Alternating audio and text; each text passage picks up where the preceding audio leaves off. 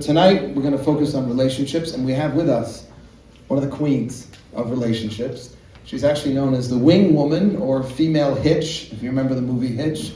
Actually, if you Google her, that's what will come up. Erin began her private coaching back in 2014 when demand became too great for Shabbatness, which was an organization she started that still continues. They run these great Shabbat dinners for young, single Jewish professionals. They have them every month. She has since broadened her demographic and services and is honored to have facilitated not just numerous relationships, including very recently 4 marriages and 2 births. I assume the births came from the marriages. You're not fixing up, right? Okay, that's weird. But also many, you have to change that on your bio, but also many friendships and business partnerships as well. She really just brings people together.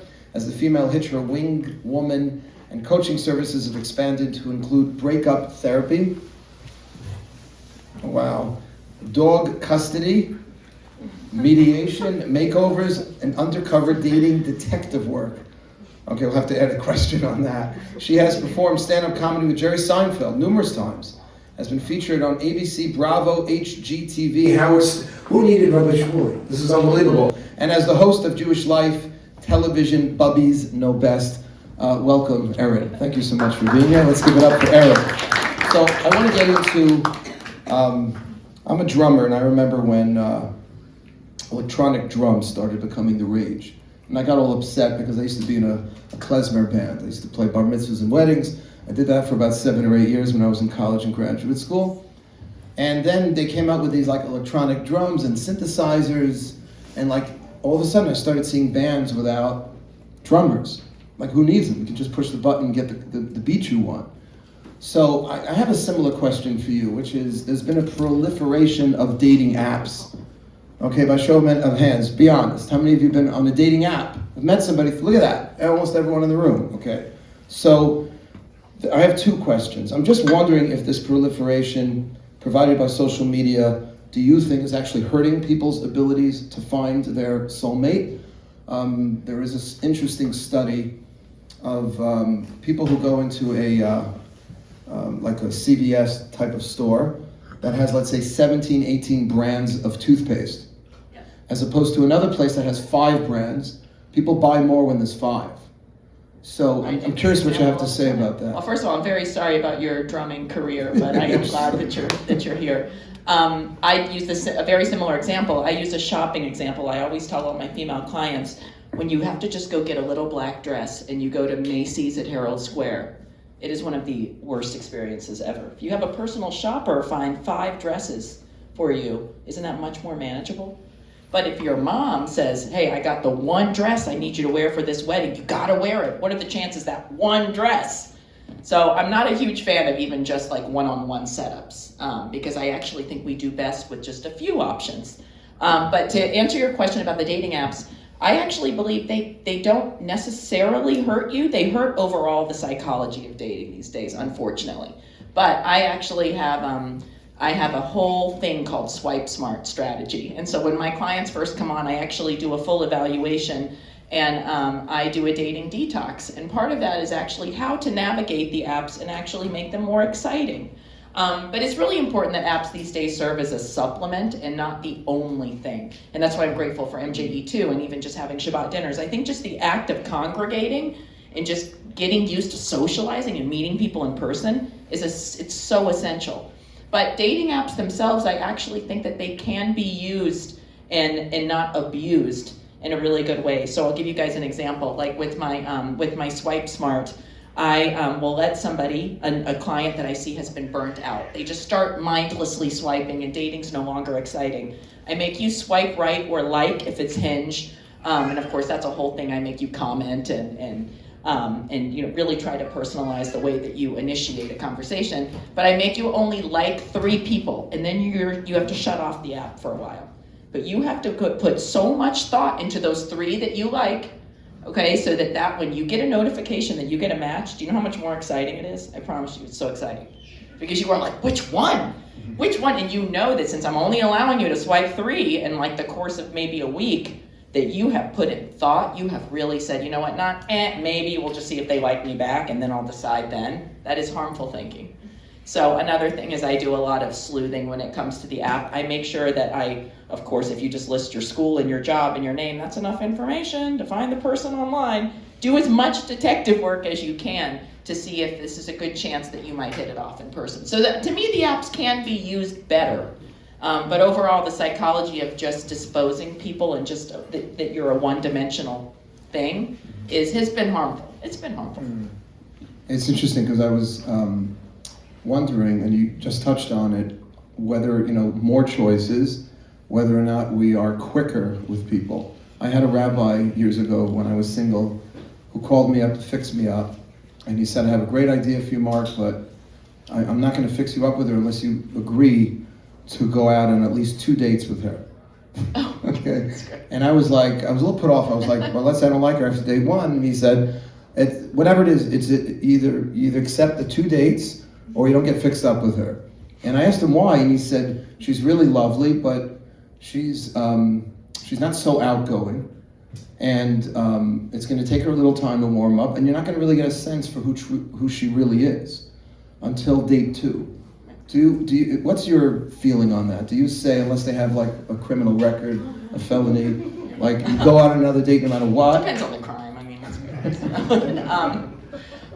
so I'm actually a big believer in 2 dates, but I try to work with people to make your first date the most successful it can be. Really set up, like go on a date and be very excited and make it as conducive for romance as possible. So to me, I really try to set up that first date for success.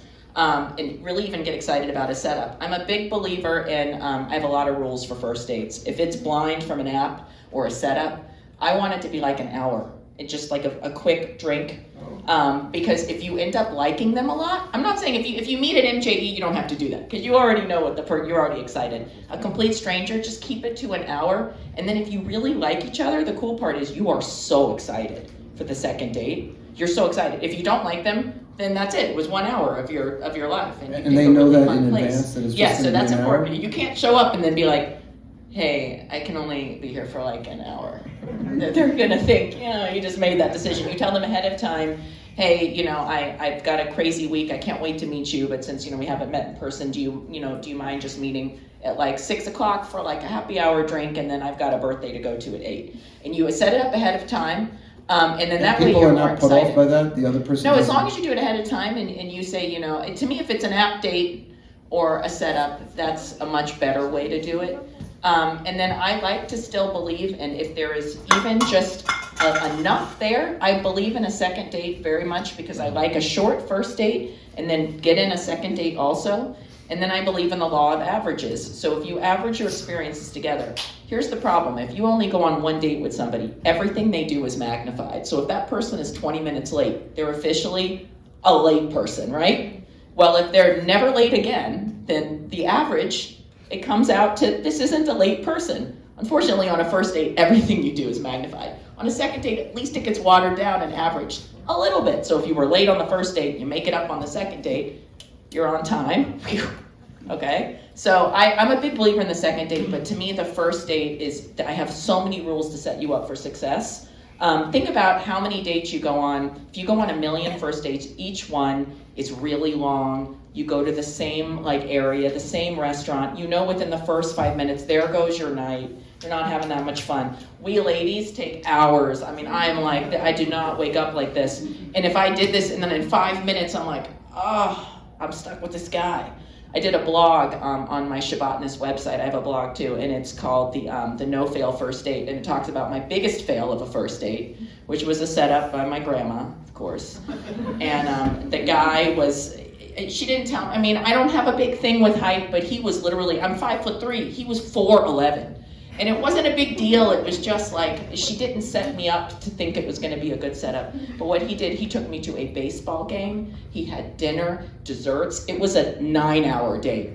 And I knew in the first 10 minutes I wasn't attracted. Even he had a sinus infection, so he was blowing his nose every 2 minutes. His nose was red. Snot was in a tissue. I knew, but he had a 9-hour date planned.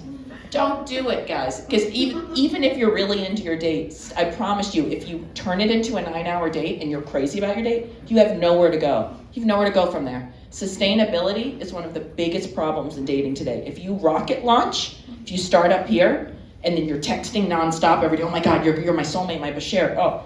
And then the next day, like, what do you do? Like, where do you go from there? And so if you start, when real life hits and you're not texting as much as you were after the first and second date, then you psychologically think, I guess it's over.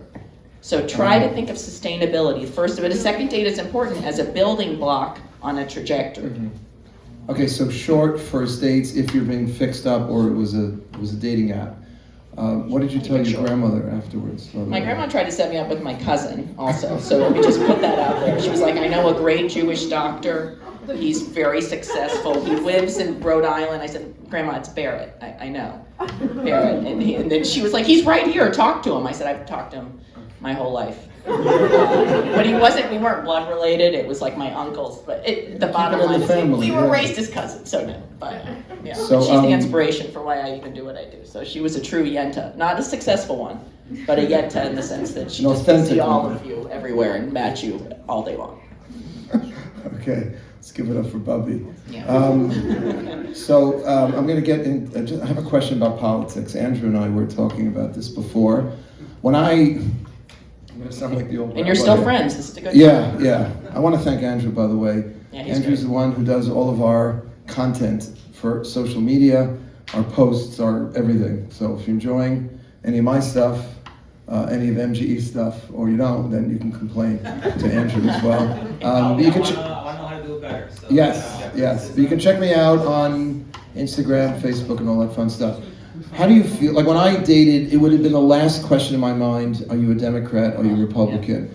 The last question in my mind. And I honestly want to know what, because I have a student here from MGE, very accomplished person in general. She moved to Florida during COVID. Now the reason she moved to Florida during COVID was not the weather. She said her ideology, her political affiliation started shifting. You could tell which way it shifted. She moved to Florida, okay? And she just said she couldn't, politics was such a major issue with guys that she was dating. What's your feeling about that? So I also lived in Florida, unfortunately, during the pandemic. It was awful. I'm back. Yeah. Oh, yes. I could bring on the snow and you'll never hear me complain, so yes. So yeah, good for her down there. Good luck. Can't help anyone down there with dating. All right, to answer your question, politics. So to me, politics are as much of a deal as you want them to be. So if you are an incredibly political person and you are asking those questions before a date, I had a client a couple days ago call me and she said, Erin, I canceled this first date with the guy on Hinge because he said, I need to know your beliefs on the following. She said, I already know he's going to be polarizing. Even if our beliefs are kind of similar, he's going to want to talk about it all the time, and I just don't want that to drive compatibility. So it just depends. So that guy, the one that she canceled the date on, is really important to him. So he needs to find somebody who is in line with him in that way. I personally, I don't think it's a big deal. I don't think people should talk about it. I also think that it's similar to observance levels. If you're extreme in anything, if you're extreme in your observance and you're not wavering, if you're extreme in your political beliefs, if you're extreme in anything, then you need to confront it. You need to find your match for that. But it really depends on where you personally stand, in my opinion. So for me, it's not a big deal. I'm not very extreme with many things. I'm very flexible. So it hasn't been an issue for me, but it's an issue for clients. It's an issue for people, like you said. And so let's take it away from Republican, Democrat. Let's say conservative versus liberal, because then we get more into values. I hear that more, yeah. Because now we're talking about values. And obviously, can a liberal date a conservative? Can someone who is not hard right date someone who's very left? That's not going to work, obviously. Somebody who's a little right of center, be comfortable in your mind and fall in love, have a family, children together, navigate the value differences. Yes. Between a conservative and a liberal. And it depends on the values. Like I do see that people will argue on tiny specifics, and I try to get them to think big picture, like family, like how you want to raise your kids, how you actually want to live, the big things instead of just the nitty gritty. And I feel like people get really tied up in the little things, or they'll see a story in current events and they will just attack a very specific story, and I try to bring them back and recenter and say, well, think about the big goals you have on how you're going to raise your family, where you want to live. And when you can bring it back and realize that like there are bigger morals and values to things and you find common ground. But I do find that politics in general, they're not that sexy. And again, my first date rules, I'm trying to make your environment conducive for romance. So no So I political try not conversations, date one? I like to keep it kind of general. Like if you just kind of establish it and then change the subject, okay? If you find out, even if you have a lot in common. Now, that being said, I did go to Georgetown and I do spend a lot of time in DC. Those people turn each other on over politics, okay? And one of my clients, you're gonna love this, it's a guy who told me, like, Erin, I gotta tell you about this date I just had last week. He goes, she showed up wearing the exact same thing as me, a blue button-down, khakis, and loafers. And he said, and all we did was talk politics, it was so sexy. So that works down there, okay? So again, up here I see a very different, I love studying romance, dating, and also politics on a geographic difference. Like the differences when you go all over this country is one thing I specialize in. I lived in Miami and all I did was do studies and polls. I'm from a small town in Georgia. It's very different to be a conservative and a liberal in a small town in Georgia and then to move up to New York. I've seen so much. And so it really depends. It's a part of the getting to know you process, but I try to get people to change the subject when it comes to veering off on a first date on what I believe isn't like conducive to romance. Mm-hmm. And those topics can veer off really quick. So I try to teach people how to segue. It's good to establish those, but don't let it dictate the entire conversation. Right. Now, the next thing I want to ask you is definitely I just taught a class last week in the room across the hall on Judaism's perspective on sexuality. Yeah. And we spoke a lot about the commercialization of sex today, but sex as it relates to dating, there's no question there's a huge chasm between traditional Judaism's stance, of sex within marriage, as opposed to, let's say, our society today.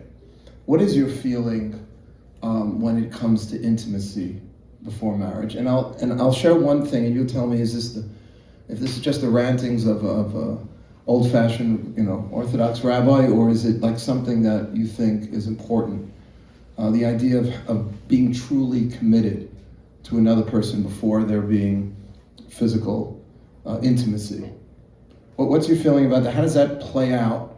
How does that play out in relationships that you coach a lot of couples? Yes. How is that working? I definitely try, I have my own personal beliefs, which I'll get to, but I also do try to study the couples I mediate, the people I work with. I want them always to do what's right for them, what they're psychologically equipped for. When I have clients that are very young, like very young 20s, a lot of them aren't psychologically ready to engage in physical, intimate relationships at a very young age yet if they don't have much experience. It's very different. I'm in my late 30s now. I work a lot in the 30s, 40s demographic, and there's a big shift. Okay, so I do assess, everybody is different. If you guys have ever seen The Millionaire Matchmaker, Patty Stanger, have you ever seen that show on Bravo? So I've done podcasts with her when I was out in LA, and we clash on a few things. One, you won't believe this one, she thinks redheads are hideous and everyone should dye their hair. My longest relationship was with a gorgeous ginger who looked like Conan O'Brien. We were together for 4 years, it's amazing. So I think redheads are the hottest thing. So she makes people dye their hair if it's red. But number two is... Away from red. She says it's awful. Oh. And I do stand-up sets on how hot gingers are, okay? I said King David had red hair. I just say, seriously. So we clashed on that. And the second thing we clashed on is she believed that no intimacy unless you are monogamous, exclusive, and incredibly committed to each other. And I don't believe in that. I think that's part of the package. So to me, I think exclusivity is basically next to engagement these days. So for me, you need to know what you're dealing with before you commit to marrying somebody. So yes, I know in Judaism it can be controversial, but I believe it's part of the getting to know somebody. But then again, you need to be very serious about somebody and keep open lines of communication and make sure that what you're doing is a very good decision for both of you. But I have seen, with my clients, people, there is a window of time. Can I just jump in? I don't know if you're familiar. I don't know if this directly conflicts with what you just said, but there is a very interesting study that came out, because when I got engaged, I was already a rabbi. My wife was becoming observant, and her friends took her out and said, you're going to get married to this guy without moving in, without knowing what's going on physically. And she started trying to explain what she started learning about, that Judaism requires attractiveness before marriage, but but not sexuality. There's a distinction. We're supposed to be attracted physically, but we don't express that until after. And there was a fascinating study that came out years later of higher divorce rates amongst couples who actually moved in with each other beforehand. And the idea that's my question is that, sort of taking a car out for the test run kind of thing, like how sure, or is it just like an illusion? Because I'm married 27 years now, and thank you. And I just feel like every 5 years I become somebody else. Every 5 years I think my wife became somebody else. I came up with 5. It's an arbitrary number, but it kind of fits a lot of couples that I know. If we keep changing who we are, right, is the idea of trying to see the other person, not just sex now, seeing the other person in every kind of possible scenario to make sure that I know how this person is going to be. Well, the reality is we're going to change dramatically. In 5 years, we're going to be someone else. How do you feel about that? I did a big podcast on change, the C word. I'm very, very sensitive to the word change. You guys seem pretty young. Can you raise your hand if you're in your 20s? Just trying to get a feel of demographic. Or how about 30s? Okay. And then 40s? Okay, great. I'm going to give you guys some warnings about what's to come, okay? But, so I study a lot on age, and change is a big, big topic that I get. And my biggest lesson of 2022, I was interviewed, and I have one based on my own relationship experiences as well, but also with my clients. When you are in your 20s, and this is probably applied when you met your wife, I find that my brother, and I set him up with his wife, and they met at 21. They grew together, and they changed into completely different people. The good news is they grew together. But they grew apart at times, and they changed a lot in their 20s, and now they've been married for over 10 years. And it's been beautiful for me to watch, but it's very different than what I deal with my late 30s and my 40s couples. The biggest piece of advice I had learned from 2020 to 2022 is that, and this comes back from my own experience, the men I dated in my 20s, we were very serious, and we did not grow together, so we did not get married. We'd stay together for 3 years, and I realized that we became very different people. But I knew it at the time, like we knew we were changing. Dated a resident who was working his way up and didn't want to live in New York, wanted to go to the suburbs, and I knew that was gonna happen. We were changing and getting our career in place. Now I am 37, and the men that I meet in their late 30s, 40s, they ain't changing at all. If I could give you guys the biggest piece of advice, it's that when this goes, and I don't mean to be too gender specific, but I am singing with my females in their late 30s, and when they're dating men that are in their 40s, a comedian once said this on a joke. On a first date, the woman looks at the man and says, "I cannot wait to change him." The man looks at the woman and says, "I hope she stays like this forever and doesn't change." Because they love who they are on the first date. They're all dressed up and giving their best. And we said, "Can't wait to change this guy." And the truth is, they ain't changing. So the biggest piece of advice I give a lot of people is, as we get older, we aren't growing into a million people as we would when we're younger. So what you see, you need to really love that person for who they are, except for they are. Yes, when you come together, you mesh, and you will come together and create something together. But who you are as individuals, the older you get, that is who you are. And I can't tell you how many people come to me and be like, "Oh, he has so much potential. And if he just gets a job, and if he just starts getting ambition and what," and I'm like, "Oh goodness," because I already know what's going to happen. Now, when you're young, I do see so much change, and it is beautiful, but I do believe part of the high divorce rate is that you are gambling when you are young. You are taking a 50-50 chance, and that's why the divorce rate is 50%. Do you grow together, or do you grow apart? The good news is my clients, my main demographic is 30s, so I would say mid-30s to 40s.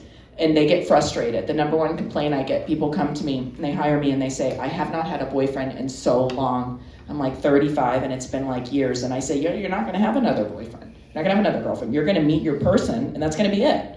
So you're either gonna date or you're gonna be with your person. There's no like, I'm with this guy for like 2 years and I don't know." It doesn't happen anymore as we get older. The good news is, when we do connect at an older age, to me the success rate is very high. So it may be harder to find, but the connection is insane, because you know who you are, and you know who the other person is. And if you accept each other and you love each other, it's really, really beautiful and successful. I love that you guys have one of those beautiful stories of changing and having 5. I would love to know which of the 5 personalities in yours she was the best. Your favorite? It's funny, we focus at MG on 20s and 30s spiritually because of what you just said. I know a lot of people who are spiritually still in their 20s and 30s.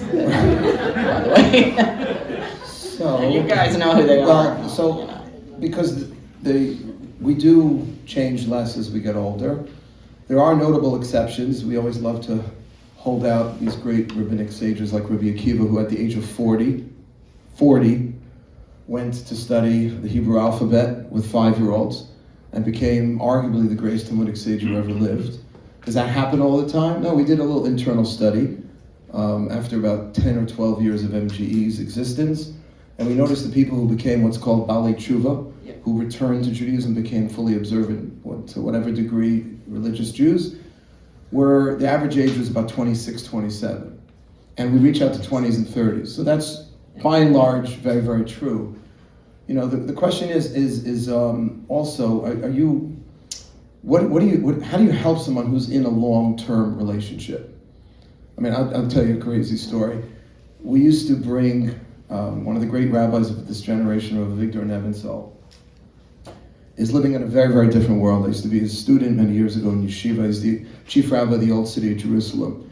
So every year I would bring a group, like do a Q&A with him. So one woman, I would translate, he would only do it in Hebrew.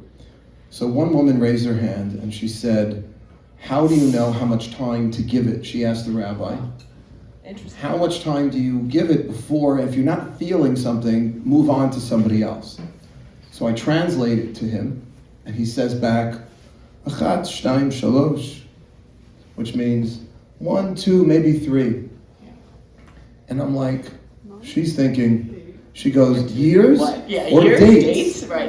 And he's thinking dates, okay? Yeah. She's living with this guy for 2 years and not sure how she feels about him. How do you help people avoid those situations? I've tried over the years to counsel students who've been living or in a long-term relationship with someone who ends up breaking up with that person for the same reason they felt 6 months earlier. And personally, autobiographically, I had about 6 or 7 relationships before I got married. Okay. And I would say a bunch of them went on for 6, 7, 8 months, and we ended up breaking up over the same issue that I felt within the first few weeks. And I felt after each one of those, I wasted time. And I feel the same way with some of my students. Like, how do you counsel people to, make it work, walk down the chuppah, get under the chuppah, or break up? Because people are wasting valuable years, and I did myself. Yeah.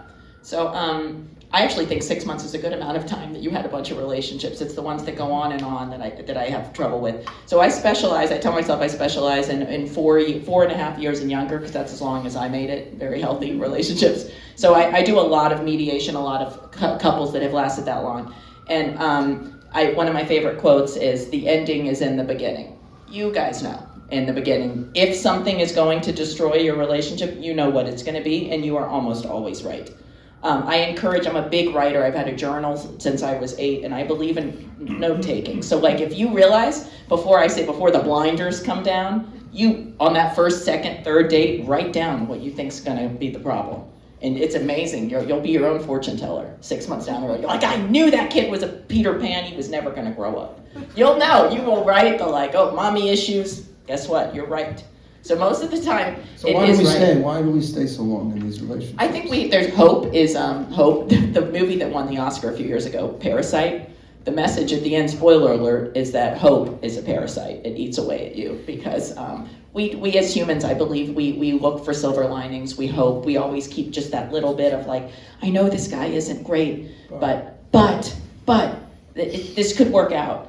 And I love to interview people who've been together for many, many years or are much older. I love seniors, and I love journaling and getting their take. And I had somebody tell me in his 60s, I said, what's your biggest piece of advice that I can tell people when I'm giving a speech? And he said, oh yeah, well, I think the biggest mistake people make is, don't get in a relationship with the wrong person.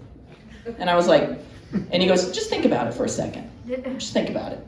And I did, and he goes, you see? He goes, you know how many times I knew that this person wasn't going to be good for me, or it wasn't going to work out? And I said, let's try it anyway. I said, but once you're in, it's so hard to get out.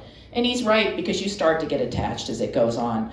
And I do have this belief, like when a couple comes to me and they've been together for say like over 2.5, 3 years, it's very hard for me to save them. Because I do believe there is a window. I call it the window of romance, okay? If you miss it and you don't get engaged, if marriage is what you want, I'm not saying marriage isn't the goal for people, for everybody, but it is for a lot of people, especially in Judaism too. It's the goal for everybody. It's the goal for a lot of people. It really is, so I just have to give my disclaimer. It's not for everyone. But I realize when they come to me and if they ask me to mediate and it's like 3.5, 4 years in, it's going to be hard. To me, they've missed their romance window, and that's when I call it, they're in the decision window. They will never get struck by lightning and get butterflies ever again.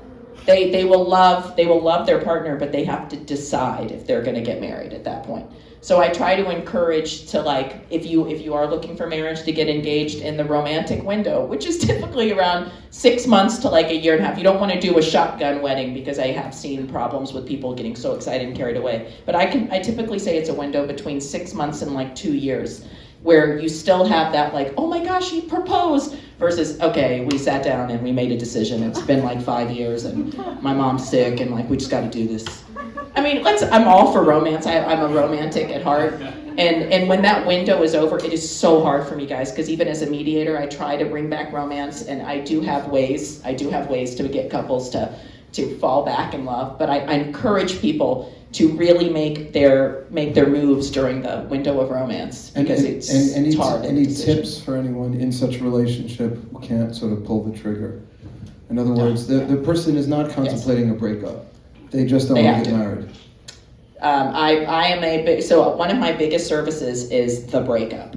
So people will hire me to teach how to have the best breakup, the healthiest breakup possible, but also to get your ex to want to marry you or come back. So I do have a template. I have a very hard way of doing this, but unfortunately it's very hard. But if it's been like 2 years and you have that conversation, I first coach with you on how to have the conversation that isn't gonna nag the partner and be like, you haven't put a ring on it, I'm just sick with this. No passive aggressiveness, no games. You just have a nice, cool conversation like, we've been together for a while. Like, I really need to know if it's going somewhere, just for my own peace of mind, time. And you got to be really cool about it. So I coach them on not, getting like, you haven't put a ring, and then they're fighting and none of that.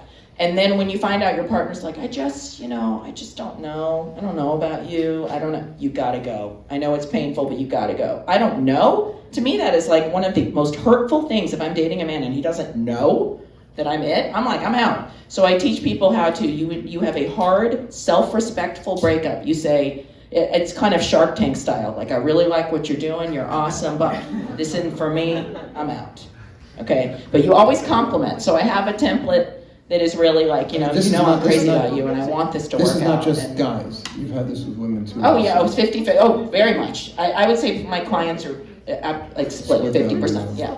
So definitely, I coach a lot of women on how to do this, and men too. But here's the big thing. After you have that talk where you don't go down a dark rabbit hole and say, remember when you did this time? And I thought, no, it's just a very simple conversation. I want a family, I want to get married, I'm wasting my time, I really wanted it to be you, I can't do this anymore. And then, here's the hardest part, it's over. Like, no more like, can we be friends?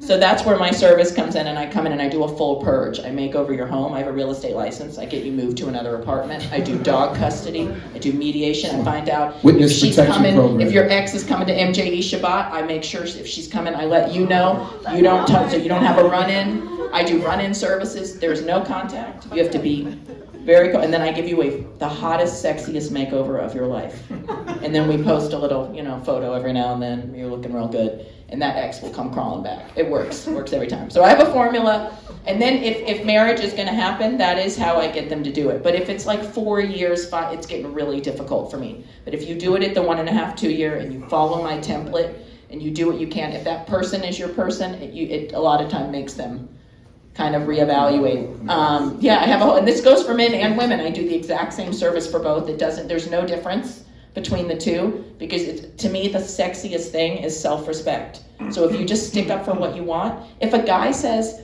I don't know if you're it, and you say, okay, well, I'm just gonna stick around while you just think about it. No, you say, sorry, I'm worth a lot more than not knowing. Sorry.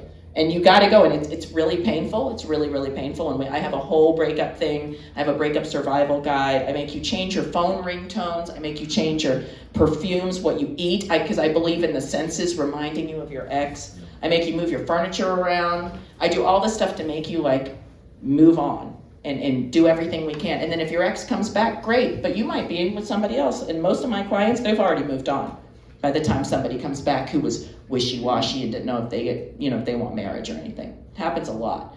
And it kills me. It's probably one of the most common problems I see is that. That's why I'm asking. It's just, yeah, it's all it's the very time. Common. It's horrible. It's a self-esteem killer. Yeah. Let me ask you this. Most of the rabbis or teachers I've had have suggested the following three, like how long is the list? Because as we get older, the list gets longer. Yes. So I've heard, and it was a great rabbi at Yeshiva University said this: attraction, physical attraction, shared values, and specifically, I've heard this from a number of rabbis. We had Rabbi Moshe Weinberger here. We did a Q&A in the other room, and he said this: the midah, the quality, the character trait of chesed, of kindness. All right. He said those are the big three, he thinks. I'm curious, concur, disagree, have any others? Physical attraction, shared values, and kindness. Okay. Thoughtfulness. I have a million others. But but those I are. want that. Yeah, I will say, first of all, I believe physical attraction is just a gateway. It's very important. To me, it's like the little entry point. Once you have that, we can start talking about all the other things, because it is not enough. If you are attracted and you think that's enough, it is not. But once you have it, you're like, okay, great. Now I can start evaluating before the blinders come on and we just start like letting all the red flags go this way and that way. We need to remember what those other things are after attraction. Biggest thing I can say about kindness, it is so underrated and it drives me insane. I have had clients hire me and say, teach me how to be like, kind of like the cool guy that's like, bad boy. I'm like, absolutely not. We want a really nice guy. I'm from Georgia. I'm from a small town. Manners are like the most underrated thing. I think sweet, kind, overly nice guys are really hot. Here's what the confusion is, that nice guys are nice people aren't. Somebody who doesn't have opinions is not the same thing. So if you're a doormat and you are getting that mistaken for kindness, you're wrong. So kindness and somebody who has a very strong sense of identity, that can go hand in hand. So that's where I see where some clients will come to me and say, I think girls aren't interested in me because I'm too nice. And I'll soon, after an evaluation, realize that, well, it's just because they don't take charge, they have no opinions, they just say, like, whatever you want to do. And they think that's what niceness is. And it's not. So you got to get that definition. But kindness is huge. Physical attraction is just mandatory, or else you're friends. I mean, that's what makes a romantic relationship different, in my opinion. And then shared values is very big. That's why I don't let people get stuck on the nitty gritty. I say keep remembering the big things. If you have values in line, you can get past what I call spot treating. When couples come to me for counseling, I can spot treat, but the giant things have to be confronted. And one lesson that I've also learned, I tell people in the past couple of years, is that I've seen many people, when they're just start early dating, they don't ask questions that they don't want to know the answers to, because they're scared. They're going to find out something that like they can't be with this person anymore. And just get over that fear. And like early on, if I start dating somebody who I don't think is or maybe he has commitment issues and he's not really going to be able to bite the bullet and never get married, I'm too scared to talk to him about marriage, because I'm like, God, it's early on, it's going to scare them off. Ask those questions, because there's actually a profound sense of relief with clarity. Whenever you get those answers, the girls who come to me and they've been living with a man for now 2 or 3 years, and they're like, I don't think he's ever going to pop the question. And I'm like, well, have you asked him? You guys ever talk? She's like, no, I don't want to know. And I'm like, well, you're going to have to know. You got to know. So ask those questions, because the longer you wait, the more you're going to get mad at yourself. Forget the guy, forget the girl. You're going to get mad at yourself for not asking those questions. And then it just builds and builds. So just remember that there is relief in knowing and clarity. So I think there's fear-based dating a lot too. Like, we just want things to work out and we're scared too. Is there any other quality that you think is really important? Forget about for us to look in others, but maybe to develop within ourselves.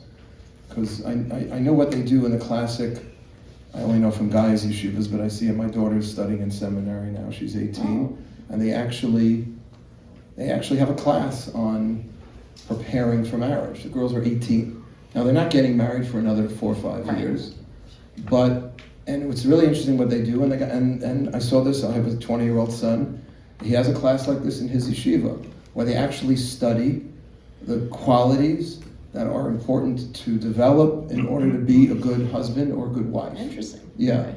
So, and depends who's teaching the class. Yeah, that's what I was going to say. This rabbi thinks this quality is important, this rabbi, but they're all taking it for it. I'm just wondering if there's anything out there that you think, if this person could if this woman, if this guy could cultivate more of, he or she would be so much more of an attractive personality, or the relationships that they get into would probably, devolve into marriage. Okay. Well, I think that, so a lot of clients will hire me, and this is the only time I will say I will not work with you.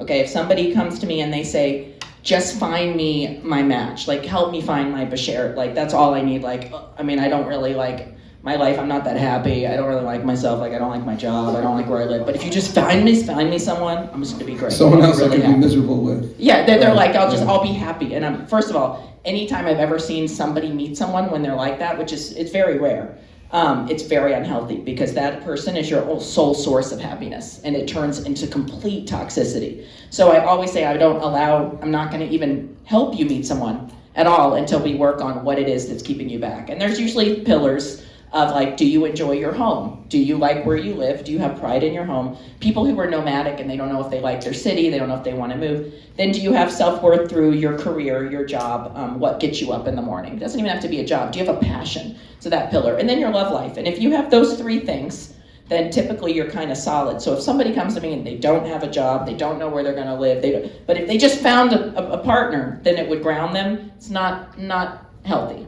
So I believe in really getting your identity down. I know it sounds cliche, but really finding happiness within yourself. It's the oldest cliche in the world, but it is so true. And if you really love yourself and you find out who you are, and then I'm going to go a second level there, where I tell people, this is what I learned as I got older. If you find the qualities in someone else that make you better, that you could not do on your own. So you can improve yourself as much as you can, but then when you find a partner that helps you become the best you, that you could never have achieved through all the therapy in the world, through all of the hard work. So I'll give you an example. I get a lot of like anxious type A clients, and I find that they do very well with their rock. When they meet someone that kind of calms them down, and they say, wow, it's like my human Xanax. And I'm like, oh, that's so beautiful. That was actually at a wedding speech I went to a couple months ago. And honestly, find your human Xanax. I'm not here for pharma or anything like that. But I do believe you got to find the yin to your yang. But think of not just your identity, but what qualities in someone else that leave you feeling really good. Leave you feeling like a better person. But be your best self before you meet somebody, because that's really the best way to be. Also, I hate the statement where this is my other half. Oh, this is my other half. You complete me. No, you're complete. I would like you to be a complete person. You meet another complete person, 1 + 1 is 2. So as we get older, love yourself independently, so that when you come together, if you, God forbid, you break up or you lose your partner, you should not be a shell of a person. It's going to be really, really difficult, but you're still a human, and you're still an independent, and you still have a life worth living. So I try to teach people to love themselves and be complete on their own. Forget what Renee Zellweger movie, Jerry Maguire, you complete me. I mean, come on, be complete. And do you think that things have changed? I've seen a big change, and some of this is very positive. That women today have had to compete in some more aggressive parts of the economy, and in doing so become, I'll say this in honor of Rabbi Shmuley, who couldn't be here. So he very much believes, he said this a few times, that the purpose and the goal of Judaism is actually to feminize the masculine. But what's happened in our society is just the opposite. What does it mean to feminize the masculine? Man's nature, the Talmud says, is to overpower, it's to overcome, it's to conquer. Whereas a woman's nature, and I'm not saying there aren't exceptions, generally speaking, a woman's nature is to nurture. And you could just look at the way a person is formed, right? A woman takes as the egg, and the sperm fertilizes the egg, and she nurtures it within. And that is the ultimate way actually to grow in our relationship with Hashem, not to impose something foreign from without, but to develop something from within. What's happened to in our society is because women have thankfully been allowed into the workforce as equals, they've had to compete and become more aggressive. And it's not like you can just turn that off when you go out on a date. And I've heard a couple of guys saying they're really looking, even though they're 2023 and they're pretty progressive, they're really looking for more of a classic feminine type. But if you're meeting somebody that has to be a little more aggressive in the workplace to be successful, to be competitive, do you find that that's an issue? Do you find that men or want to hunt, women don't want to be hunted anymore, and that is a problem, like that we have to go back? I'm asking. I'm not saying I really. No, I think it's incredibly confusing now. I think it's confusing, but I actually believe in that. I think that maybe it's my old school Georgia values, but I think it's confusing to people. But that is essentially, it's still the same. I still think men do want to hunt. I hate Bumble. Okay, I mean, I'm sorry for the dating app. I just hate it. I really believe that ultimately men, and I actually think men like to chase. I think they like it, and I think we like to be chased. And I've seen a lot of confusion on first dates when it comes to paying. Men will tell me they don't think they should anymore because a girl told them, I'm an independent woman, let me pay for myself. And it's confused people. I had a client come to me where he said, I tried to open the door on a date. She goes, I can get the door myself. And it's very confusing because I actually think it flips the natural order of things in a way that it really shouldn't. And it's really important to kind of articulate what you need instead of just judge or base it on past experience or base on one date you had. You then are going to apply that to the next person. I always say it's not the next person's fault. So if you have a bad first date, please don't take it onto the next one. But the same thing with the gender roles, and it's super confusing. I've dealt with it my whole life because I think that people think, oh, she's very strong. She's an independent businesswoman. I do always want to work. I never want to be the barefoot, on kid number 10 in the kitchen, and I'm never out in the world ever again. I don't have a voice, and I always want to work. But the thing is I think even the strongest women have their little feminine moments. And I do like to take a very feminine role in my relationships, but it's very confusing to a man that's like, you have to articulate. Yeah, right. I teach a lot of clients, how do you articulate how you are, what you like, and what you need too. And do you counsel men, therefore, to try, not to be aggressive, God forbid, but to be more assertive, more the man, even if it may not be in New York City, which tends to be much better outside of the city, guys. They're right. I'm saying it's a little more of a liberal town where these roles have been, I guess, confused a bit. Yeah. And not everyone's like this. Not every guy needs to be that. Not every girl needs to be the, But so what do you counsel? I've actually said this. I don't know how you feel about this. There was a very accomplished woman coming here, top of her class, Ivy League, graduate schools, and I've counseled her, to be, I don't even know what the word is. What am I looking for? I don't know what it means even to be more feminine today. I've counseled her to ask more questions of the guy, to try to make him feel a little more special, make him a little more the object. I know you're laughing, but it helped. Bake him some cookies. Yeah, I don't know.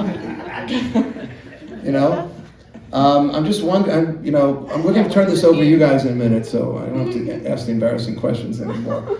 But I don't know, maybe this is a good way to segue. Can I segue here? Yes, we're going to say, I do think, do you see, I like to end on this note too, because it also shows we're all just overthinking.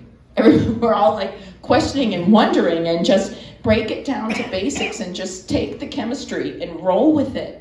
And give people the benefit of the doubt, and don't dismiss people so quickly, and just take a more positive approach every day. I just wish everybody would just be a little more excited and positive and try and not overthink. We can be our own worst enemies in dating, and just the thinking of roles and everything. But I want to go back to that now, because has anyone felt this before? That I don't know. Have any of the guys here felt like you wanted to feel more like the man? Yeah, and what would that look like if I could ask? What would you want the girl? I don't know. Are you more the object of they're laughing over here. I don't even know what I'm asking here. I know this is an issue. That's why I'm bringing it up. Okay, this happens a lot. Oh, well, I'm going to lead into it a little bit. Yeah, okay? please. So a lot of male clients of mine will say, I don't even know how much control of the first date I should take anymore. Yeah. Like, sometimes a girl will just say, this is what I eat, this is what I drink, I only go out in the Upper West Side, so pick a place, go. And then they're like, whoa. And I try to say, you know what, I'd like you to operate on just the impression that you're just going to take control, and then she'll step in and say, you know what, I don't drink wine, can we do a martini bar instead? Whatever. I don't eat sushi, can we do this? So I'm trying to, but men are now telling me I'm confused, I don't know if they want me to be spontaneous, and I just say, nope, you're just gonna plan the date, I'd rather you go in and take control of something, and then she can always come in and voice her opinion. But the confusion is when I see things just not go very well. Chemistry, we don't have much control over, right? We have control over like everything else. So like if you can plan a date and set it up for success, that's in our control. So I've been trying to teach the men to let's just plan the date in advance, and pay. Time, and pay. Place, and I do believe in paying for the first date. And then, if the relationship's working out, comes the natural trade-off. I believe in the exchange, the natural balance of a relationship. If the man is paying for your dates, maybe on the third or fourth date, the woman says, I'd like to cook you something, or I want to give you a massage, or like I'm going to show up to something that's very important for you. We'll keep with the cooking. But there's an exchange, or MJE cookies. You can just show up and say you bake them and bring those tiers of cookies, right. Whatever. But it comes in exchange. But I'm a big believer in first date, the man should pay. Okay. So, remember, the first date should just be a drink. Okay, to keep it simple. That's, by the way, that's a big chiddush for me. By the way, what you said about the hour. I studied the psychology. And by the way, Rebbitzin Youngrice, I don't know if you remember her, blessed memory. She was also responsible. By the way, MJ's up to 377. Not that we're boasting. 382. Oh. Yeah. Oh, okay, 382 marriages since we started. But Rebbitzin Youngrice. 385 after tonight. She used to say when you call somebody, this is before texting and all that, she used to say when you call someone, call the person, make a date, get off the phone. No long conversations. So it's the same principle, I assume. Same principle. Also, communication is a big problem, texting and phone call. Communicate about communication as early as possible. So like first date, hey, I'm a texter, or hey, sorry, I haven't texted you all week. I'm really bad at this stuff. Can we just talk on the phone? Establish it so early. Most of my clients come to me, can you translate all these messages? Like, what does it mean? And honestly, you guys can fix that. You don't need me. You don't need to shell it out for an hour of my time when you can just ask each other, are you a texter, are you a caller? What do you like? What's your style? Men, good morning texts and good night texts, biggest way to get to their heart, I'm telling you. Just say good morning. It's really nice. I always did that. But yeah, communicate about communication, and then once you plan Shabbat a date, Shalom, Fridays. I always say Shabbat Shalom, and then We're the yin and yang here. yeah, it is. No, this is beautiful. Also, what was I going to say about the communication? I was going to say one more thing about it. About the texting info. Oh yes. So if you guys could plan a date. So if the men after a first date plan your second and third date. Just please plan it and stop the pointless, like, hey, how's your day? Because if we had a good first date with you, we'd like to know, well, are we going to go out again? Like, come on. And then they just keep going, hey, how's work? What'd you eat for lunch? And you're like, just plan the second date, and then you don't have to chat very much, okay? Just say, like, hey, are you free Friday? I had a great time last night. Blah, blah, blah. Just get straight to the point, direct. And then once you have another date on the calendar, don't worry about, hey, what's going on? Like, we're always waiting. Like, are they going to make a plan? Do I have to ask them what they're doing this weekend? Please. So that's a big piece of advice I have with communication. Questions from the audience, please. Questions. Wow, it's really weird to hear my Yes. voice coming You're out there. pretty next to the flowers. It's beautiful. So, this is kind of taking a few different points that we brought up so far. As a stronger, working, independent woman trying to date and wanting to be pursued by seemingly lazy men, how do Confusing, you isn't it? coach them without making them a project and sort of like drop the hints that you want them to like take a little more initiative? I wouldn't even drop the hint. I'd say, I wish that you would please plan the date. It would mean a lot to me. Just say Just it. direct, flat yeah, out. just direct. Okay. Direct. And then second question But is, it depends on which training, like which, yeah, like you topic. they check all the boxes and it like is seemingly like so perfect, but you're not like excited. How do you like try to infuse a little more excitement? If it's not, that sounds like to me it's not there. if there's not excitement, right? I don't know. Is there? Do you know what I mean? Are you because you're wait? Are you seeing potential? Oh, that's a crime. That's a crime.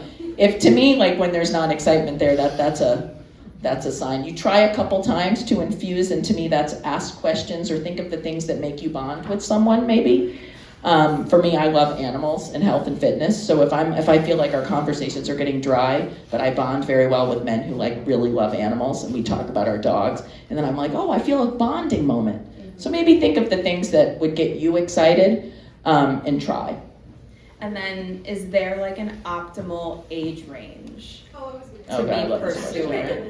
I love So this question. I find that like men mature slower Oh, than women do. you find correctly. Yes. So, like, for example, I'm 27 and pretty like headstrong and career oriented and living in New York City on my own out there.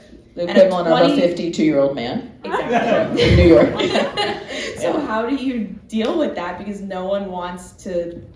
It's like you can only Don't have worry, a conversation every man will with want a you in their 40-year-old. 40s. They will. Yes. No. They will love that. They will love you being 27. So you'll do great out there with the older men. They will. No, but there is. I mean, I hate to say it. Yeah. I know. No. So you will. To me, I do find difficulty with dating your age at 27. Now, that being said, I've dated personally. A lot of my studying comes from my own experience. I was engaged to a man 9 years younger, and then I went for a man 15 years older, the redhead. We were together for 4 years. He converted to Judaism, and it was a really good relationship. So to me, I've seen difference in the ages. Everybody is a different case, right? And you also have to see what you're attracted to. I've learned that if somebody's older than me, it's not just maturity. It's that I find that if you lived more life, it's just like sexy. Like I just find that like wisdom gained from somebody who has a few more years on this earth than me. But it's very dependent. But I do find where'd you go? The 27-year-old. Okay, it's hard. It's hard, and I try to be open about age. I just think you got to treat everybody as a different case. So everyone, there are exceptions to every rule. I try to be open. Okay, I have the same question. So I'm 34. I like older men. And my parents had a 13-year age gap. So my ex was also 13 years apart. They're saying that when you tend to like older men, you kind of have like daddy issues, which I don't. But what is like your opinion on this? I think that older men are attractive, also they're wiser, they're more financially set, and I think they just know better. So I love older men. Wow, you're a big plug for them. This is great.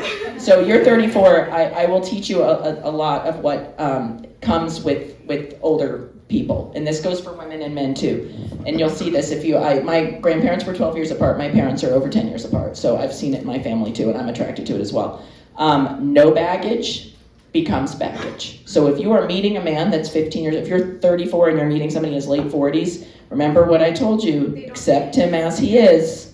Accept him as he is. Number one piece of advice. But also what I'm learning about as I get older, and I keep going older, if they don't have any baggage, that is weird. And Jitsu, that means you're gonna have to start understanding that older people have baggage, they've lived, and it's a good thing, but it is bringing a whole new slew of problems I'm studying. I'm studying what it's like to date divorced people, what it's like to date people who have children, and the baggage that it comes from living and being traumatized by even a tough marriage. So just brace yourself for that. But there's, to me, and I speak very, very confidently about this, I would much rather have that kind of baggage than a 48-year-old who is never committed and is Peter Pan and still going out with all of his boys every weekend and throwing up at the dive bars and has a futon, okay? I'd much rather take the older man baggage, but be prepared. It's a whole different ballgame. I do want to add to this. So he pursued the relationship. I didn't want to. Okay. Within 2 to 3 months, I met his parents. And I thought, okay, we're going to continue. We met, we traveled together. Within the year, it was 1 year later, and I said, well, are we going to get married? Good. You're 46, I don't want you to be like. Was he married before? He was, but like in his early 20s. Okay, still. So I told him, it takes time to have a family and, get pregnant and so forth. And he's like, we'll push it later. Like he kept pushing it. And at that point I thought that he would not be ready. So Yeah. I said, okay, it's time to leave. Good. So how do you know when it comes to these men, when should they be ready to, I know you said 6 months to a year. Timing is everything. Another huge cliche, it is everything. I can't tell you how many people tell me that same story and they ask and the guy's like, I don't know. When they tell you, I hate to say it, but you do have to have the right person, but you have to have the right time. And if they're not like, I want to get married again, if they're divorced, or I really, really want to get married, if they've never been married, I really want marriage, I really want kids. I have a thing that when I evaluate people who come to me and say that they really want something, I say, are they talking the talk and walking the walk? Because I get a lot of people who come to me and they are talking the talk, and then I evaluate their lifestyle and I say, you are dating like 7 girls at once, you're drinking every night, you're going to these like weekend getaways with 1 million singles, like you are not ready to commit, but you're saying it.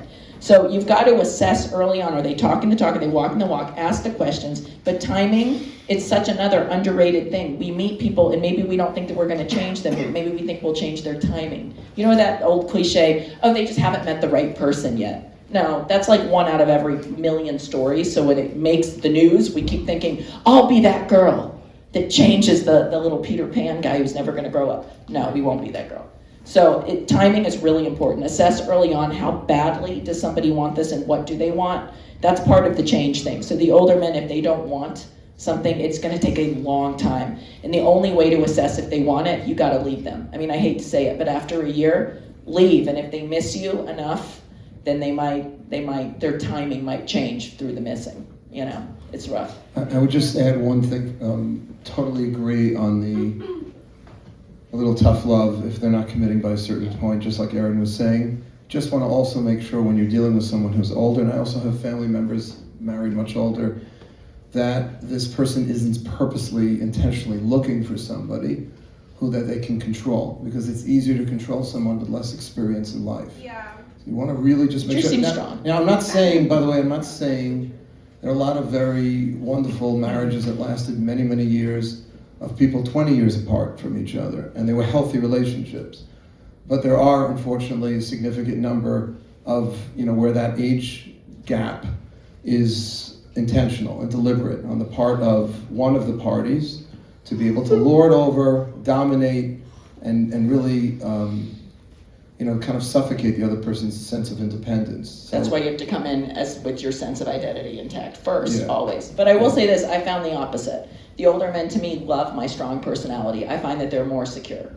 And so I've done better with older men being attracted to me and accepting me for I am. It's very hard to date a wingwoman, guys. Okay, when you go out with dudes at night, a lot of guys couldn't handle it. The older men who have been very secure in what they've been able to accomplish in their lives do much better. With what I feel, I haven't had the control issues. I've had they respect and they are very proud of me. So I hope you find. You seem strong. You just gotta have that identity intact before you meet anybody, and then you won't have those problems. I'm 34. I know. 37. I know. You're telling me. I do a lot of talks on egg freezing and how we talked about those conversations. By the in way, Judaism. We need to do a talk on egg So we freezing. could. I would just say This is a something big very thing in briefly Judaism. because I feel like I'd be remiss. I just had an hour-long meeting with one of the top fertility specialists here in New York City. I meet a lot with them with clients too. Yeah, reproductive and he is endos. very much encouraging rabbis like myself, people like yourself, to encourage people to consider. You have to go for consultation with your physician. Freezing eggs, because the technology is getting better, thankfully. It's not perfect, it's not cheap, but I've been able to help students of mine get married to women at later ages because they've frozen their eggs. I don't want, I had another rabbi colleague of mine who said, you really shouldn't say this publicly, because what's going to end up happening is just going to create this false illusion that we can all keep getting married at a later age and everything will be fine, and that's not true. But the cat's out of the bag already, in a sense. The reality is that we're getting married at an older age, and it's something that everybody should consider. It's not cheap, and it's not a simple procedure medically, but the technology is getting better and better, thankfully. And it's something people should consider. I'm just throwing it out there. You should speak with your doctor. It's not for me to... There is a disproportionate amount of Jews that egg freeze over other religions, which is very interesting. So Well, you know there's what, like it a is. cultural age obsessions.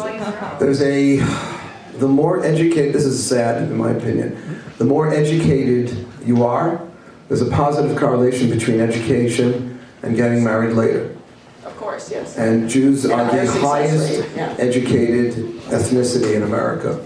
So that's why there's more egg freezing, and we have a few extra bucks, so. Question, yes? Yeah. Just wanted to ask you, we mentioned the politics thing. I look at that in two ways. Like in one way, it could be that if you're open about your points of view, if you kind of even hint it out on the onset, like maybe you're more likely to meet less people, but they're more on the same boat. But then on the other way of looking at it is that if you kind of think on the lines of I have this specific view and people have to share exactly the same point of view as me, you rule out a ton of people. So I just wanted to get your point of view, where do you kind of draw the line, or how do you kind of go about it if you're someone that has particularly strong views? I do get a lot of those, and they happen to live in Florida, actually. So I work all over the place. But when they have a very, very, very specific, I will tell them when and how to deliver it in a softer way. They actually mean well. I'm talking about the super specific beliefs. I do agree with what you should always suss out the things that are the most important to you early on. And yes, it will push away a lot of people, but it will make your connections that much stronger. That's what I mean too about getting older. When you do make it work, it will work out. And that's it, but it's going to be quality over quantity as we age, if you're doing it right. Okay, that's what should happen. And I'll just throw in that a lot of people have said, well, I'm becoming more observant now, or I'm becoming more this, and it's going to rule out this whole pool of people. Right? I've had parents who've come to me and said, just limiting yourself to Jews, how many are we? Right? As though that's going to keep people single longer. People get married faster when they know what they're looking for.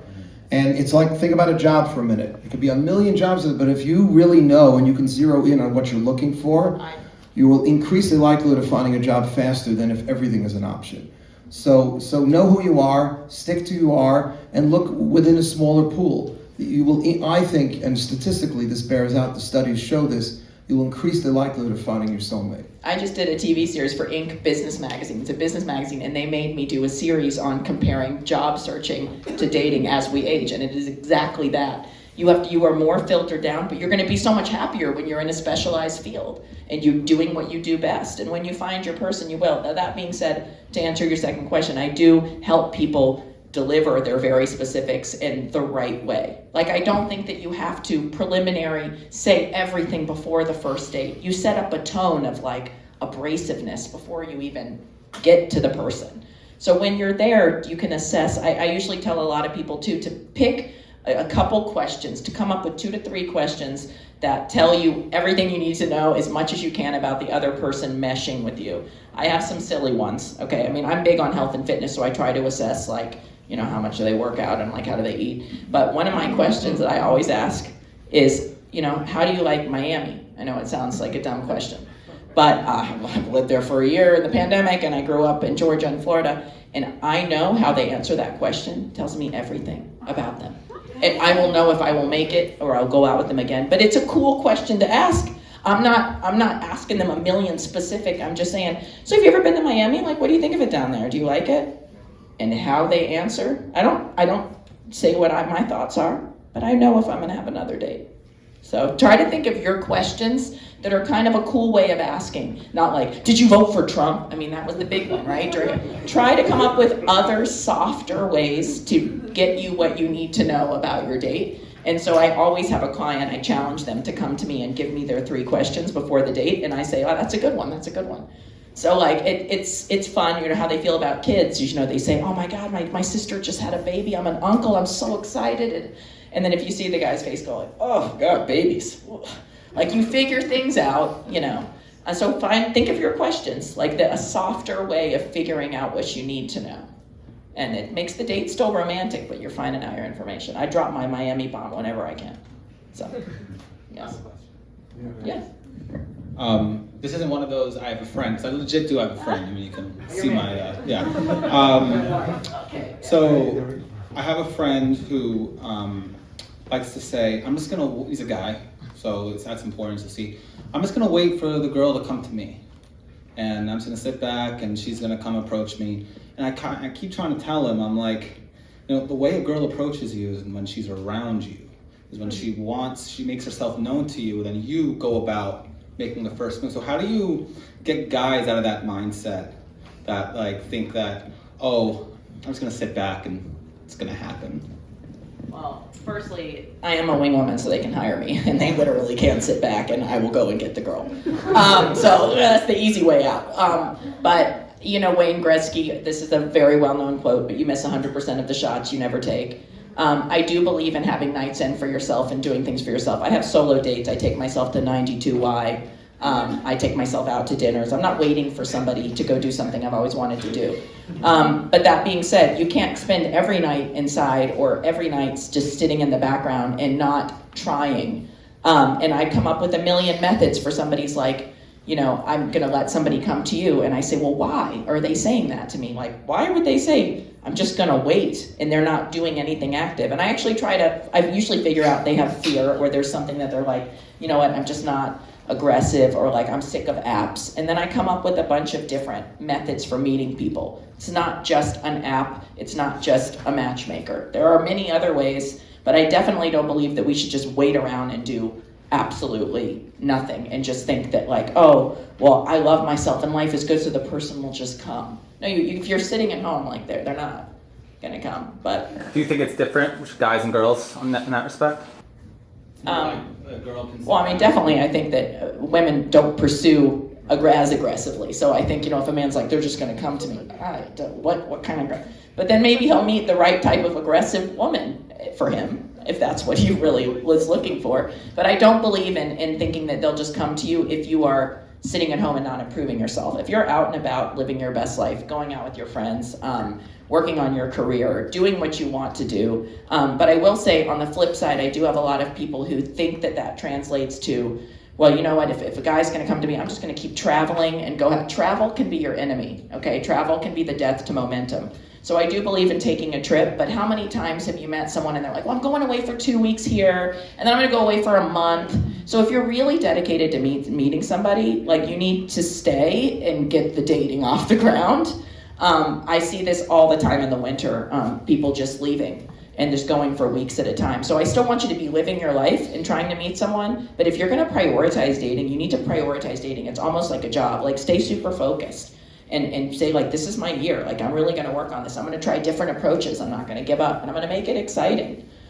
First dates, dating should actually be very exciting. I have a lot of blogs and podcasts on how to make the transition from a bad day at work or a raining day or a day where you're like, oh my God, I'm so bloated, I don't feel good today, I'm ugly, I'm breaking out. No, you're gonna turn it around and you're gonna feel really hot and excited for your date. I have a whole way for you to transition from work to dating. You should never wear what you wore to the office and then just go. I've always told guys to shower. Gotta switch. That's a basic piece of advice that's great. Well, because the whole You change the whole changing, way. you change, and there's there's a very beautiful line from Rabbi Soloveitchik who said that Ein kedusha b'li hachana, there can be no holiness without preparation. And we always try to do this because we want to chop in as much as we can in life. But if you can spend a few minutes transitioning from your day. I have this problem because I work on the same block that I live. So I have no transition from my work to home. It's bad. So sometimes I walk around the block a couple of times. You got to. And it's the same thing, it's 10 times more important, I think, with a date. You want to shower, put something else on, put a different face on, because that's going to affect the way you feel about yourself. I literally have a service called the pregame service. Okay, it's a pregame for the date. And I meet my clients for 30 minutes right before their date. And with guys, I've literally brought a little bag of Axe body spray, Old Spice deodorant, even a shirt of theirs that they wanted to switch out because they don't have time from the office to the date. And then what my job is for those 30 minutes, I get them pumped up. We pick a little bar next to the restaurant they're going to. We just laugh. I get him to stop talking about work. He might talk about a case he had, in court that day, and he gets it all out in the first 10 minutes. And then he, and then he's ready to go. We're laughing. He Wait, has so a they go shot out of with whiskey. you? They go out with you before Yeah, the they date? go out with me. I have so many I do mock dates. Does that I do. work? Does that really work? Oh yeah, it gets them in it. They're in a great mood and they feel really good by the time they go over. Same thing with females. I'll do their makeup, hair. We'll have a little girls' drink before. I'll make them feel like get the work mode out.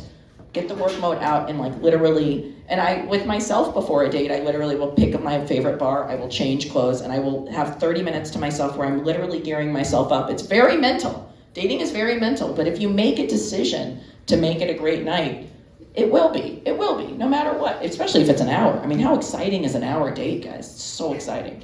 Because then you just don't have that whole night. You don't have to be like, there it is. And you won't be tired for work. You won't be hungover. And then, guys, you don't have to spend that much. I mean, what a great idea. And then I always say, and I don't allow on the first date, I don't allow physical contact. So in that 1 hour, I want you to build up all the tension that you possibly can. We do that for months. All guys are like, I just leaned in and I just... Much better. It's 6-7 better? months of that. Oh, that's And beautiful. then the marriage night, it's unbelievable. Oh, wow. Well, I just try to get you to a second date. But the first date, I mean, you know how many guys tell me, well, I just like didn't know if there was any chemistry, so I just grabbed her and I just tried to make out on the first. And I'm always like, how many times, girls, show of hand, did you want them to kiss you when they first did? I mean, has that ever happened where you like have not wanted them to and they just went in? You don't have to raise your hands, okay? Because the guys could be in the room that did it. Oh, that's pretty bad. But anyways, that happened to me a million times where I'm like having a nice time and then they just and I'm like, whoa, it's been like 30 minutes. But I'll tell you what, if you don't touch us on the first date, but you bond with us up here, we will want you so hard on that second date because you will be so excited about that. You'll be like, wait, was he attracted to me? He didn't really like make a move. So hot. So hot. Now, if you wait 5 dates and you're still not like touching their arm, we think you're gay. But Or religious. there's the rabbi's response, guys. But you know, Go there into are something ways. beyond Even if your you're physical religious, pleasures. even if you're religious, you can hug. You can do some much ultra. But there's ways to show attraction. You should have done this That's earlier. rabbi's response. I know. You should see when I do a talk with Shmuley. It's crazy. Shmuley and I go. But yeah, it's good. I wish you was One last question. We have time for one last question. Yes. Oh, sorry. I arrived a little bit late, but I'm glad that I heard what I've heard so far, so thank you so much for being here, and I appreciate it. So I think my question is, like, I guess more on the outside of dating and more towards, like, a marriage, which is, like, how do you find someone that you're actually going to spend your life with? And, like, things are going to change, you know, if you want to spend your life with someone for 40, 50, 60 years, things are going to change and people are going to evolve. And I think the biggest question that I'm, walking with these days is how do I find someone that I know I can trust to grow through life with and know that they're going to be there and I'm going to be able to be there for them. And I'd really love to hear your perspective on that. Well, I'll say we never know, right? We're never going to know 100%. But I will tell you a lot of the couples I've known that have not made it, like they got married, they got divorced, they told me they knew that they couldn't really trust them in the beginning, but they just wanted to get married. And I do think that if you feel trust in the beginning and you want it, two people have to be dedicated, okay? My cousin just got married at 38 to a man who's 40 through a matchmaker. And these two, I never would have put them together. I never would have thought they would have met in a normal walk of life. However, they are both so dedicated to each other, to love, to marriage, to family. I think they'll make it forever, okay? But I think you have to be dedicated. You have to say, I believe in this. I believe there's a lot of people these days, if they had a bad example, they'll say, well, my parents had a terrible marriage, and I just think marriage is whatever. And you have to be dedicated to trying and working and learning. I say I do mediation. I do couples counseling, okay, for couples. But I don't like the word therapy. I think couples therapy has a stigma. I say I'm a couples translator. So I say, I used to be in diplomacy. I worked abroad for the government, and I was a diplomat. So I actually take the same strategy. I try to translate what a couple is just trying to say to each other. It can be a positive thing to just constantly be evolving in your relationship. It doesn't have to be like we're in therapy. No, we see somebody who helps us translate some stuff, helps us get through the hard times. But you have to be super committed, super dedicated. And I actually think like the gut, also underrated. Like trust your gut. Like if you think, I think I'm making a mistake here. What couples have told me that they've said that, their gut has told them and they were right a couple of years down the road. So I think we're never gonna fully know, but you've gotta believe in love, you've gotta be dedicated, you've gotta be committed. And you just have to try. One reason why I do not frown on divorce is if you have tried and you went in with the best of intentions and you really wanted something and it didn't work out, just be good to yourself. And you tried. You tried. I mean, I think that's better than living your whole life never trying something. So I do think go in knowing that you're gonna give it your best and you're gonna be super dedicated and super committed. So I try to take a very positive stance to it. But it's hard because if we overthink, if this is gonna be a person we're gonna be with for 40 or 50 years, we'll drive ourselves crazy. So just remember that we're never going to find somebody who is our little unicorn, our Frankenstein, that we put all these pieces together. They're not going to have everything in line, but I think you'll feel it. You'll know when you know. So I would just add, thank you, that was great. I would just add the 3 things we mentioned before: physical attractiveness, shared values, and kindness, which I think is really important. Something else I wrote about in my book based on the teachings of Rabbi Soloveitchik is somebody you think you want to get to know more. Okay, because we're going to change. And that's what I was saying before. I don't know if you're here for that. You're going to change every couple of years. Certain things won't change. I agree with what Erin said before. Certain personality things, I think we could theoretically, but most people don't, unfortunately. But you're going to evolve. You're going to become a little different. So if you find someone and I'll say this more for the guys, even though it probably applies to women too. If a person said to me, I want to pick someone who I can spend the next 40 years of my life with, I would never have gotten married. It's too freaky of a thought to make a decision that's going to affect 40 years. So the therapist I went to said to me, Mark, do you like her? I said, yeah. You're looking forward to being with her next time? I said, yeah. You guys have shared values? Yeah. You're physically attracted? Yeah. That was it. You want to spend next year with her. When he took 40 and he made it into 1, that helped me tremendously. Because you're going to freak yourself out. And I'll tell you a story that just backs up what you said before. That same therapist, when he got married, his name is Josh Lamb, he donated these bookcases from his father, Rabbi Dr. Norman Lamb of blessed memory. When he got married, Rabbi Soloveitchik was his officiant at his wedding. He was in the Sadeh Kedushin. And right before he walked down the aisle, Rabbi Soloveitchik looked at him and said, so, are you sure? It's a really bad thing to ask a groom before they walk down the aisle. And he just froze. He didn't know what to answer. And you know what the rabbi said? He goes, good. Only a fool could be sure. There's no such thing. Now, that doesn't mean you close your eyes and go, hope this works. That's ridiculous. You have to have those things. You want to spend the next year with them? And here's one last thing, which is really hard for our generation. You have to believe more in the institution of marriage. Yes, please. If you don't you have to believe in it. more. Now, there's a good reason. Who's it? Bill Barr, what's his name? Bill Bird. Bill Bird. Yeah. He's like, you're on the airplane, and they give you a parachute, and they say, jump. There's a 50% chance you'll die, and 50%, that's marriage, he said, because 50%. You can't look at it that way. You have to look at, and it's exactly what Erin was saying, and I will tell you after 27 years, it's work, but it's the best work in the world, because it's work that builds you from internally. We are so used to building ourselves externally, superficially, professionally, socially. Marriage builds yourself up from the inside. And that's why it does take a translator. A lot of couples, very happily married couples, go to therapy every week. Doesn't mean that their relationship is in shambles, because they want to make it work. And you also need to understand the definition of marriage. Why, if you don't believe in it, why not? So I help people translate, well, why don't you believe in it? And when you formulate your definition of what marriage would be like for you, it doesn't have to be some conventional definition that you think it's supposed to be exactly, like suburbs, minivan, and no. I've helped couples in the city work and have 2 apartments, and they kind of share one, and it can be different. It can be your version, but to be dedicated, and I agree with you that people don't believe in the institution. Well, what is the definition of the institution to you? You need to formulate what it means, and I help doing that with translation. I help couples say, well, this is what I want. Oh, this is what I want. Oh, well, hey, this actually is a shared vision that's maybe not exactly what they thought it was, One last question. I felt bad. Go for it. Thank you. That was amazing. wanted to know the thoughts of dating multiple people at the same time. What you haven't spoken. So I just had this argument with my son, who's 25 and starting to date, okay? And he got fixed up with some girl, and they hadn't gone out yet, and some other matchmaker called and said, hey, would you like to, this is too confusing. So if it's too confusing, then don't do it, obviously. It waters it down. And to me, it waters it down. But here's the good news. But what I was going to say, don't lock in. yeah, because I feel sometimes it could take so long for some people to get their act together and go on the date. And the whole thing between being fixed up and getting the date and could be 2-3 weeks, and you've just lost some time.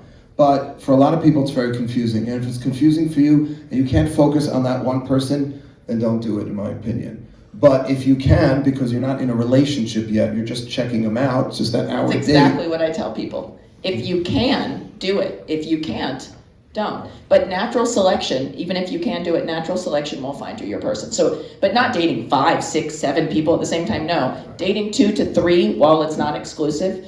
If you're able to do it, trust me, I have a lot of clients who say, I just can't do that. I like one person and then the other 2, I just can't like them as much.